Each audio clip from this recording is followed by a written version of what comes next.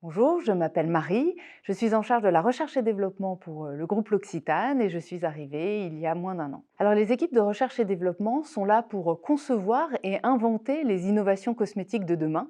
pour le groupe et en particulier pour les marques L'Occitane en Provence et Emelvita. On a une approche double qui nous permet à la fois de travailler avec une approche durable, ce qui est essentiel pour nous, on le verra dans les enjeux, et une approche qui est sur le well-being, le bien-être. On apporte du bien-être et du plaisir à l'ensemble de nos consommateurs dans le monde entier. Alors nous avons deux types d'enjeux majeurs pour les équipes de R&D,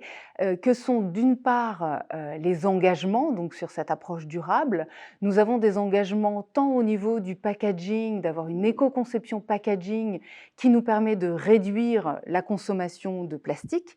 qui nous emmène aussi vers l'utilisation de matières premières recyclées, telles que du plastique recyclé, mais également de l'aluminium recyclé, et de travailler en recherche sur des nouveaux matériaux qui ont un impact plus positif pour la planète.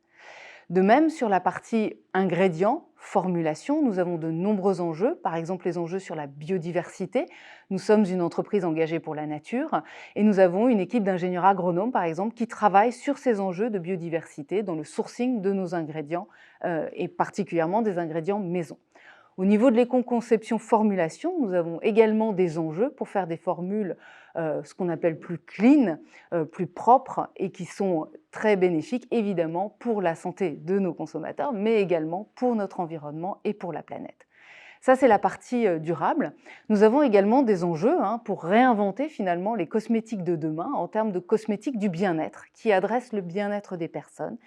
Et l'enjeu là se situe sur une approche très globale des personnes, de ne pas séparer l'esprit du corps, le visage des cheveux ou du corps, mais bien d'avoir une approche de l'intégralité de la personne et de travailler sur la complémentarité des produits que l'on va utiliser sur les cheveux, sur le visage ou sur le corps. Alors en recherche et développement, nous avons plus d'une quinzaine de profils scientifiques